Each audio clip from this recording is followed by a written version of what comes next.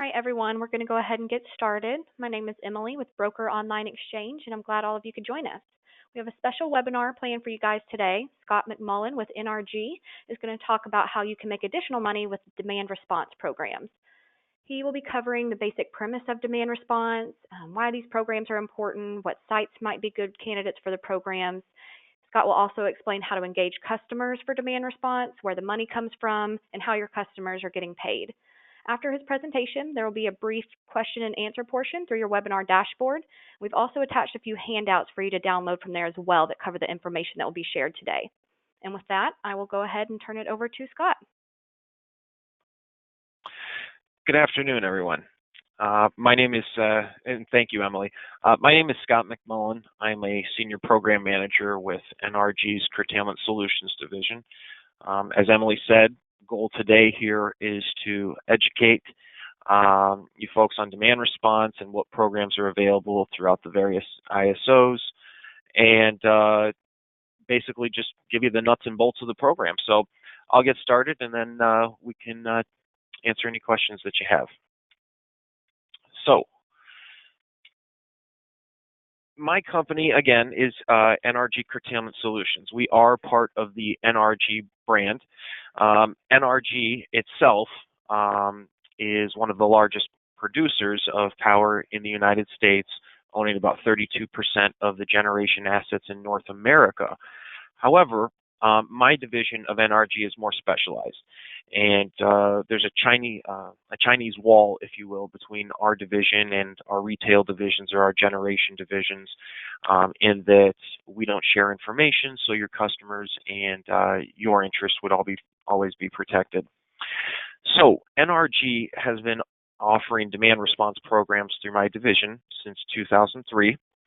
We are endorsed and vetted by the Defense Logistics Agency, and we have roughly 9,000 customers throughout 6 major markets, which total about 3,000 megawatts, which is equivalent to maybe 4 mid-sized power plants.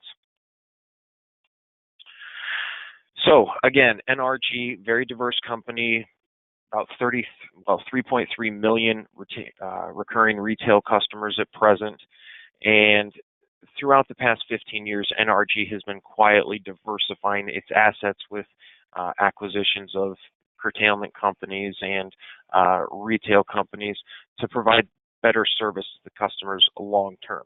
And in that, the Curtailment Solutions Division, my company, has been able to engage customers on a much different level with programs that customers haven't necessarily been presented with previously, which is unfortunate. I'm very excited to be sharing what it is we do and how we engage customers and what value we add to the overall energy equation today. And I think the matrix-sized customers oftentimes are neglected when it comes to these programs, which again is unfortunate. So NRG Curtailment Solutions works, again, throughout 6 major markets. That would be California, which is partially deregulated, Texas, which of course, Orkut, and then some of the regulated utilities within Texas as well, Ontario, Canada, New England, New York, and of course our major market, PJM. In that, again, we have about 9,000 facilities participating in our programs. Our staff boasts over 25 years, and that's just my staff, of industry experience. Again, about over 3,000 megawatts of load on standby to curtail at any given time throughout these 6 major markets. Now, it's not just about money in these programs and getting some money back. What it is a green initiative. So customers engaged in these programs are contributing to the welfare of the grid. And the way they do that is by engaging in these programs. Now, there's a lot of different programs throughout each individual market. However, the basic premise is the same. Customers enrolled in these programs make a commitment to voluntarily curtail their consumption of power should there be a shortage on the grid.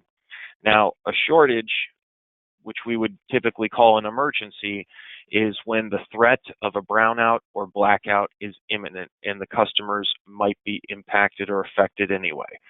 Now, we're not calling these programs willy-nilly. In fact, there are very well-defined guidelines which need to be met in order for a program to be activated. So it's very important that the customers, when you're engaging them, realize that they're only going to be called when they might be affected anyways. So throughout these product offerings, our most common product throughout all major markets would be the Emergency Demand Response Program. Some of the other programs are for more sophisticated and larger loads, which might have the ability to drop their entire load or multiple megawatts within seconds or minutes. Typically, that's not going to be for the smaller customer, but we're happy to explore any and all programs available. In addition, we offer some capacity management programs, which can definitely be helpful on the supply side of the equation. So when you're talking about when we're talking about adding additional value to your customers, we can say, well, we'll notify you of potential coincidental peak times, and you can thus save money on your next supply contract. And that savings can be even greater than demand response earnings. So that's something to consider as well. The goal of these programs is to avoid the need to fire up peaker power plants, avoid any damage to grid infrastructure, and ultimately keep costs low for the consumer, because there's a finite amount of power available, as we all know, and when more power needs to be generated, the cost of doing so will ultimately be passed on to the consumers, whether that be through real-time pricing, if somebody is on such a supply rate, or capacity costs in the future. So by delicately managing the balance between supply and demand, we're able to get money back to the customers through demand response and keep costs low for all consumers.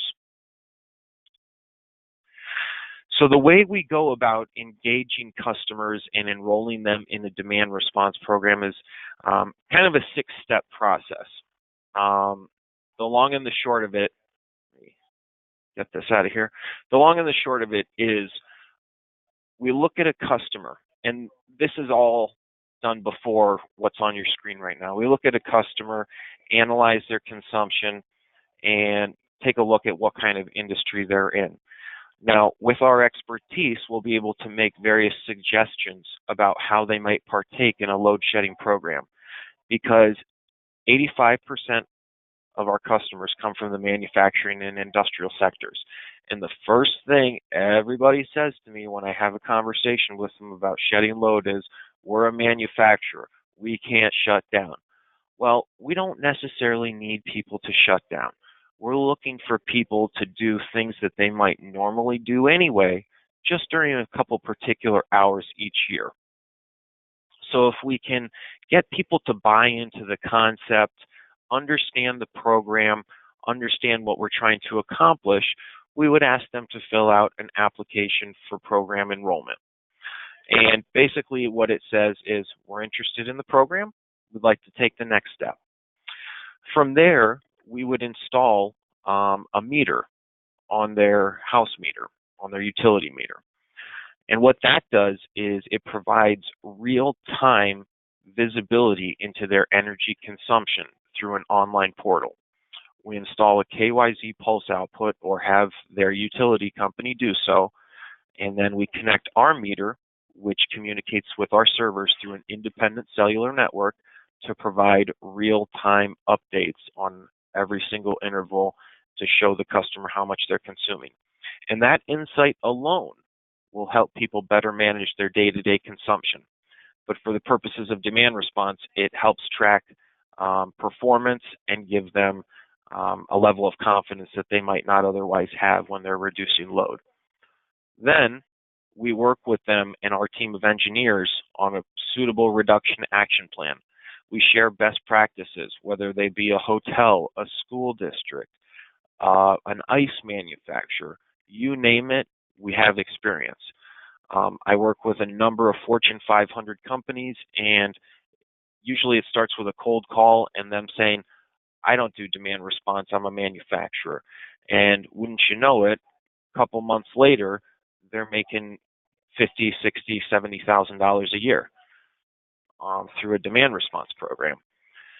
And we're able to give them that level of comfort and ensure their success by showing them how often these programs are activated, which is incredibly seldom. In many areas, it's a 1-hour test each year historically, because there haven't been emergencies in over a decade. And many times we can give a week notice of those 1-hour tests where they'll be asked to curtail. So once a reduction action plan is created and the customers know what's expected of them, if the program is ever activated for an emergency or a test, we will notify the customers by text, email, phone, what have you, of the activation. And then they would simply respond and say, yes, we're ready to participate. From there, again, we'll track their performance through the online portal, and they will obviously have the ability to track that as well. And at the conclusion of the season, they'll be paid for their efforts. There's really no downside. If for any reason we call a participant and they're not able to partake in a curtailment request, we maintain no control over their equipment. We maintain no control over the delivery of power to the facilities. They simply would be paid based on their efforts. And if they show no effort, well, there's no payment, but there's no penalty either. This illustration here is really just to simplify when these programs might be activated. In the red, you'll see this is the typical load curve on the grid, how the load ramps up in the early morning, backs off in the late afternoon. The world keeps on spinning. And then in the blue here, you'll see what would happen if we needed a curtailment. Our customers would collectively reduce their consumption, and it would bring the load on the grid back down to a reasonable level, avoiding the need to add additional generation resources to the grid for that particular moment in time. And then our customers, of course, would be paid accordingly. So, again, everybody says, Scott, I can't reduce, I can't curtail, I'm a hotel, I'm a manufacturer, I'm a school. My primary business is guest comfort, student education, getting widgets out the door. I've heard it all, I understand it all, and I respect it all. What we're trying to do here is to get people to think about things, ways and means of curtailing consumption that they might not otherwise see. A lot of times people just have blinders on and say, well, I need to get 500 widgets out the door by the end of the day. That's all there is to it. So a lot of times we'll just say, well, hey, you're a manufacturer. You've got HVAC in the office. You've got HVAC in the plant. Why don't you change the temperature 3 or 4 degrees for a couple of hours? Is that something that you can do? And a lot of people will say, well, sure, why not? Of course I can do that. Lighting. You could checker lighting throughout a large facility, and that will bring the demand down for that particular time. Each program that we offer has a different baseline methodology. So my favorite programs have a static baseline for the season, whether it be the peak load contribution, which many of you are probably familiar with, which is PJM, or using a generator to curtail, refraining from using one of multiple elevators, things like that. Or a lot of facilities, manufacturers will say, well, I can move one shift till Friday or Thursday or whatever it is. And that's completely fine if we're activating an event. We don't need a complete shutdown of a facility. If a facility is comfortable with reducing 50 kilowatts, which is X percent, let's say 15% or 20% of their overall load, that's completely fine. Our goal here isn't to tell customers how much to reduce. It's to get them comfortable with reducing what it is that they want, that they feel that they'll be successful in doing. So I talked a little bit about the metering. All customers are given access to this AMP platform, the Active Management Platform. And on the left here, this is an actual screenshot of the dashboard that our customers are given. And right here in this column, these are 15-minute intervals measuring the number of kilowatt hours consumed. And then obviously that updates. Over here, you can see the LMP. Okay, you can see the actual facilities consumption. And then over here, again, it's kind of redundant, but we can show the facilities consumption.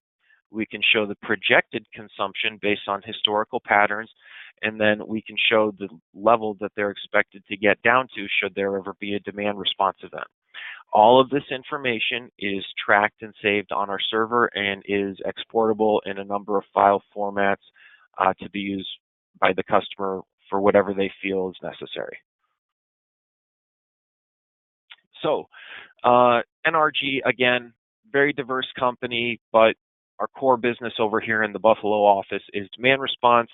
However, we do have the ability to offer backup generation, microgrid solutions, fuel cells, car chargers, you name it, we've probably got some sort of solution for you. So again, demand response, the overall benefits here are keep the grid going, avoid any brownout or blackout scenarios, which might end up causing damage to the grid, end up passing costs along to the customer, which they might not otherwise see. And it's long been recognized as one of the most efficient, most environmentally sustainable load reduction strategies in the world. So any questions at this point? I'll take a look here, see what people are saying, and all right.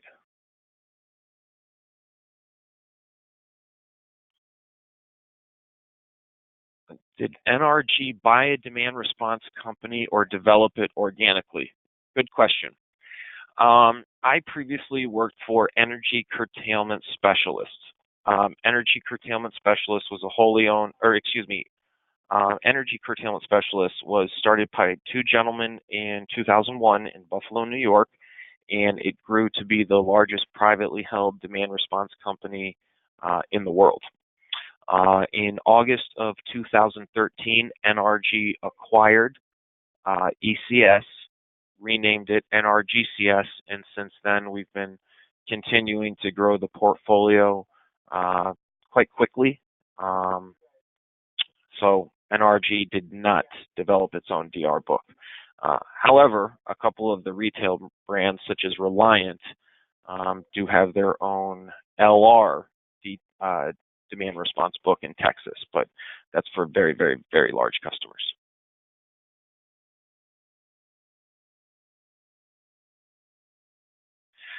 Next question, does the customer have to pay for any of the equipment installed? And does the customer have to pay for the data, or are they able to view all of it for free? It's completely free. So there are costs associated with metering a customer. Costs about between $500 and $1,000 to have a pulse output installed by the utility. We pay that directly to the utility. It won't show up on the customer's bill. And then we install the equipment, and it is licensed software, so the customer is free to use it for as long as they're a customer of ours. There's no data acquisition fee. We try to refrain from using the customer's Wi-Fi because we don't want it to be seen as us taking advantage of that. So we use our independent cellular network. Plus, it's much simpler that way. So no costs whatsoever. So even if a customer fails to participate in a demand response event and we don't realize the revenue that we would essentially see as our return on investment for the capital expense of metering, There's no penalty, there's no clawback or anything like that.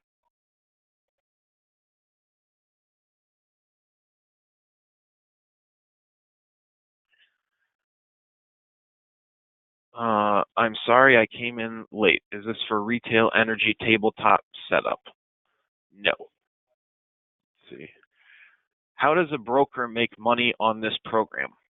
It's a great question. So, throughout all of these areas, and the most common area that most of you are probably familiar with would be PJM, I would guess. A lot of you folks work throughout.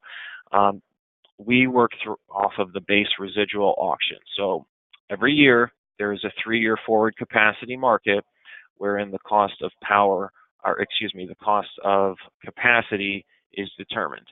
So for example, if for the sake of round numbers, let's just say the clearing price is $50,000 a megawatt, and the customer is able of reducing 100 kilowatts of power. So that's gross of $5,000 in revenue. So it's always a revenue share between my company and the customer. As a broker, you would be paid very similar to how you're paid in a supply deal, in that you tell us what fee or what split you would ask for, and you would know what that means in dollars and cents to you, and then we would act accordingly when drafting an offer for the customer. So unlike a supply deal, a customer has to actually participate in these programs for revenue to be realized. So at the end of the season, each season, we true up with our channel partners or brokers, however you want to look at it, and send them a check for their customers' participation. So depending upon the agreements in place between the brokers and Box, Box would be paying out based on those agreements.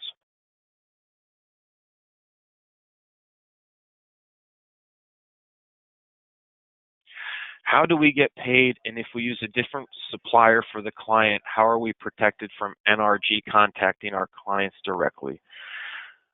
So you would be paid by check or ACH. I hope I'm addressing that question correctly.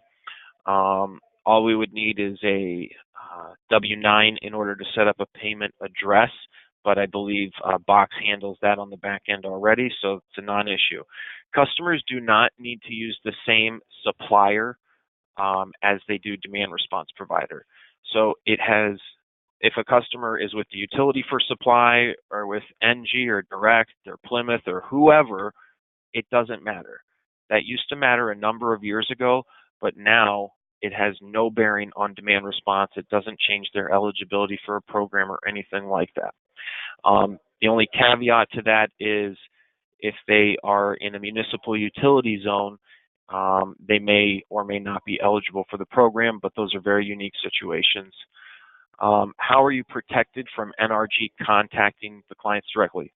The agreement that Box and NRG has protects against that. And again, there's a Chinese wall between my division and any other division of NRG. If one of the brokers comes to Box with an opportunity, I would immediately mark that in the NRGCS database, a database which the rest of NRG does not have access to. Make myself the only person with access to the account. And again, we share no information. So if a retail Reliant rep in Texas were to reach out, it would have nothing to do with us. Obviously, we can't stop them because we don't have access to their database either, but we share absolutely no information. We have a mutual non-disclosure agreement in place.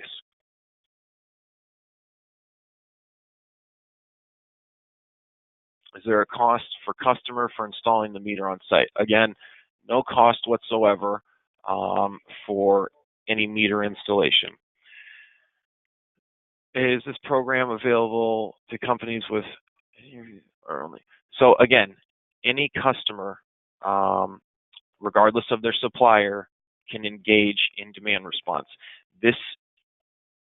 These emergency capacity-based programs are about the capacity cost built into the transmission side of the bill, okay? Not on the supply side of the bill.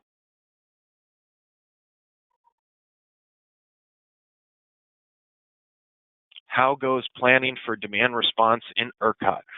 Oh, that's a great question.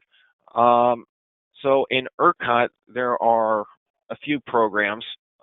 Most common would be ERS 30 or LR. These programs are a little bit different in that they're not done by auction, they are done by budget. So there is a set amount of money available every single year, and whether there is 1 megawatt enrolled or 50,000 megawatts enrolled, the same amount of money will be paid out. So it's unfortunate, but the more sites you enroll in the ERCOT demand response program, the less value the load becomes. In ERCOT, as many of you have probably seen if you follow the industry news, it has been a very rough summer, and at present we haven't seen any ERS 30 activations other than a recent test for our portfolio. But given the 100-degree weather anticipated for the next 5 days, it's quite possible that there will be some activations.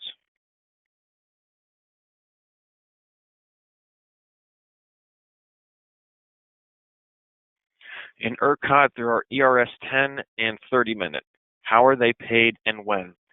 So ERCOT is a really unique program, and actually I'm going to bring something up so you can see that a little bit more. So ERS is unique in that you can pick and choose which contract periods, whether it be February through May, June through September, October through January, and which time periods you're enrolled in. So each of these time periods in the associated contract periods have a set price. So obviously the more the more availability a facility has, the more revenue they can realize. However, if they don't have any load during some of these time periods or some of these contract periods, they can't be enrolled. So ERS 10 and ERS 30, same rate of funding. The difference is a 10-minute notification or a 30-minute notification. However, the thresholds for activation are a little bit different based on how that tariff's written and some of the NERC definitions. But this is a very flexible program. Again, you can kind of pick and choose when you're available. The more a facility is available, the better off they are as far as their earning potential. As you might imagine, some of the early afternoon, late afternoon hours in the summer months have a more heavily weighted price as far as the earning potential than, say, October through January from 7 to 10 p.m. So it's very unique, and it's a great program. I'm a big fan of it, actually. How is LR paid in ERCOT? So LR is a load response. That is an economic program. It's based on the real-time cost of power. So essentially a facility bids in what they can curtail during whatever hours based on their facility operations. So if they say that they have the ability to bid in, 3 megawatts of capacity 24/7, well, they're going to bid that in, and whether or not they're picked up and asked to curtail, they're going to be paid for it. But given what we've seen with some of these spikes in the ERCOT market, it's more than likely they would have been called had that been their bid. So it's a revenue share again. So you might be familiar with LR previously in that most companies wouldn't do LR unless they had the supply agreement. We will. So if you have a customer under contract with one particular supplier, but that supplier doesn't offer LR, that's fine. We will engage the customer, and that's fine, and we'll pick them up.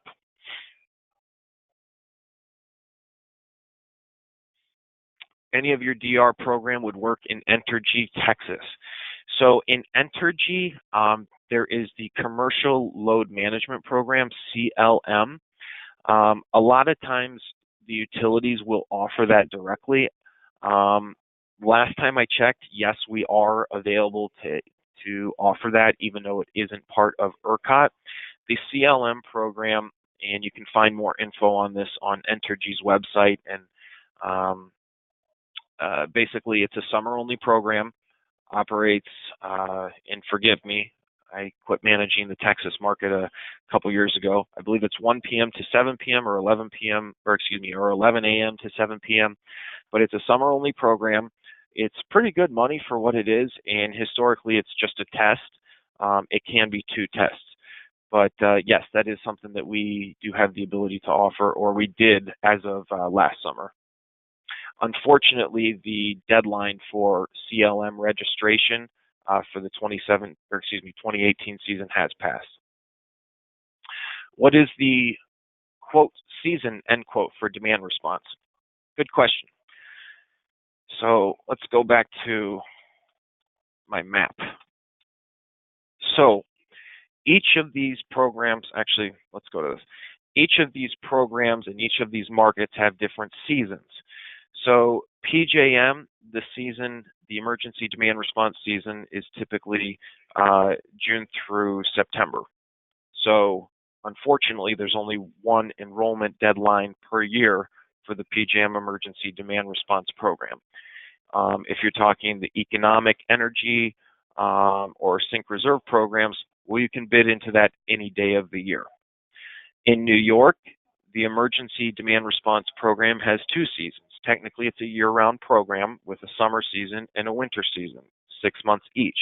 But the nice thing about the New York program is you can enroll any month of the year. When I say season, I typically say that in reference to PJM, New England, or Texas, as there are very well-defined and limited enrollment periods each year. New England, again, that's a May start, and those are 6-month blocks. Texas, it's those 3 contract periods I talked about for ERS, but if we're talking about LR, that's a different story. And then over here, California, there are just so many programs in California, I wouldn't know when to where to start, but most of the programs in California, with the exception of the BIP program, the BIP program, do allow for monthly registrations. So it's really never a bad time to engage a customer.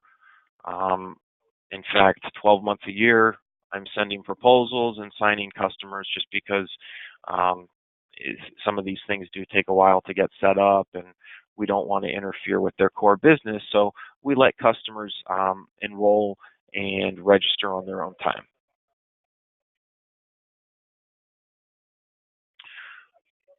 What type and size customer would NRG not accept onto this program? So typically we look for customers with the ability to curtail at least 50 kilowatts in demand. So if you're dealing with your local chain of ma and pa gas stations, it's probably not going to be a good fit. We're looking for, and it varies in each area, but typically we're looking for customers spending no less than $4,000 or $5,000 a month on their total electric bill, and that's supply and delivery. We can make exceptions a lot of the times, but typically we look for 50 kilowatts of curtail.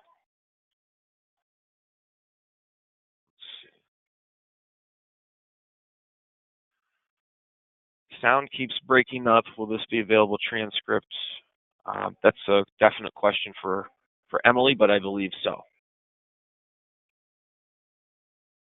Minimum annualized usage to participate in DR, and can this be aggregated? So typically, I wouldn't make a blanket statement to say X kilowatt hours is going to be a good fit. We're looking at capacity tags. So somebody might have a capacity tag of 70, yet only be using 100,000 kilowatt hours of power each year. It's all dependent upon their consumption patterns and when they consume. So I'm not going to answer that with a firm number, but I will tell you we're willing to look at any and all numbers. Second part of that question, can this be aggregated? Yes, we can aggregate accounts to be enrolled in the program. However, if we're going to aggregate 8 accounts together that are 10 kilowatts of reduction each, it might not make financial sense for us to install metering at those sites. Again, it costs anywhere from $500 to $1,000 just to get a pulse installed. Plus, we have to go out to the facilities and hook up our equipment, so whatever that costs. So, again, willing to look at anything, but I wouldn't say we're going to look at a bunch of accounts that can reduce 5 kilowatts. So, if you can get 2 accounts that aggregate 50 kilowatts of reduction, great.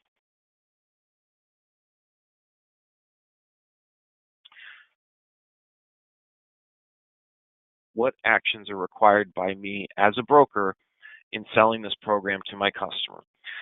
So that's really the great part of our approach.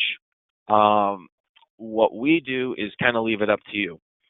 We can just get the name of a customer, the account number, maybe just an email address if you want, and you can say, hey, this guy might be a good fit. Can you reach out? I'm happy to do that. Or if you'd like to have a higher level of involvement, you can say, hey, Scott, or hey, broker support over at Box, I've got this customer with a capacity tag of 123. I think they can curtail some energy. Can we get some numbers? And then I can provide the rep at Box a proposal based on what their curtailment potential might be and the current market rates. So it's really up to you. If you feel comfortable signing the customers and having conversations about curtailment potential and the program, that's great. The important thing to realize here, and what I always just pound home with the customers is that there are no costs, no risks, and no penalties. Further, demand response should not have any bearing on the supply cost or supply agreements that you have in place with your customers. So it's really a win-win.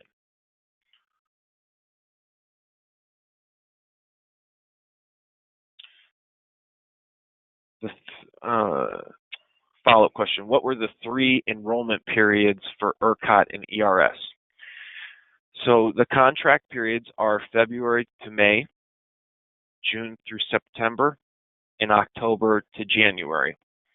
In order to register in those time periods, typically we're going to need the ESIDs about 4 weeks ahead of the start of the contract period, and then we're going to need a curtailment plan with some solid curtailment numbers probably about 2 weeks before the start of the period.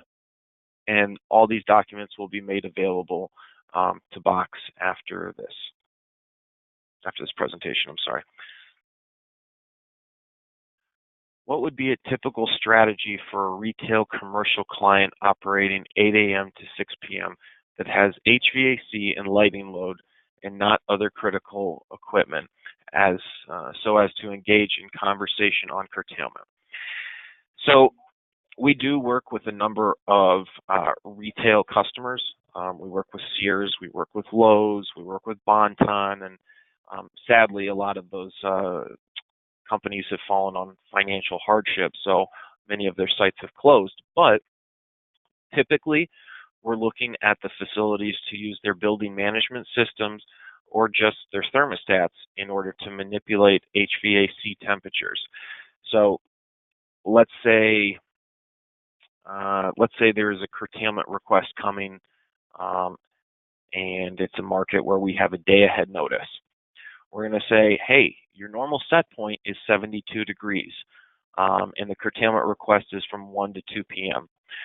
When you get in tomorrow at 8, bring the temperature down to 68 degrees. And then 15 minutes before the curtailment is set to begin, put the temperature back up to the normal set point. And then for that particular hour that we're requesting the curtailment, the temperature will coast back up slowly with the thermal mass very, very slowly heating up back to the normal set point. But during that hour, the compressors in the HVAC won't have to kick on, and thus the facility will be using less electricity. Other small things would be exhaust fans, lighting, simple things like that.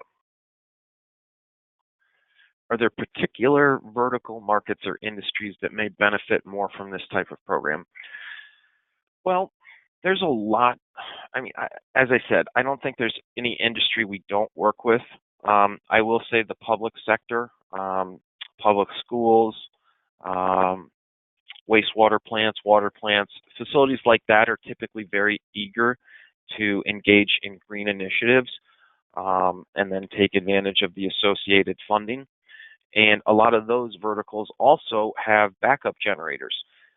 That's a different animal as far as using a backup generator, simply because there are state, local, federal regulations on emissions that we need to be aware of. But those are things that I'm very well versed in and can share more information about another time. But nobody is a bad fit necessarily. I would say, again, we're looking for customers who have the ability to curtail 50 kilowatts of use.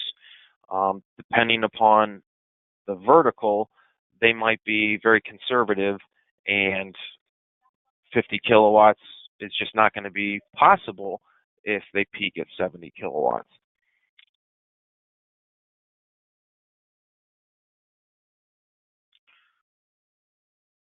So, I think that's it for the questions at present. Emily, I'll hand it over to you unless there's anything else. All right. Well, I'd like to thank Scott for sharing with us today and everyone for joining. If you have any questions that weren't answered, just reach out to your account manager, or you can email broker support at brokeronlineexchange.com.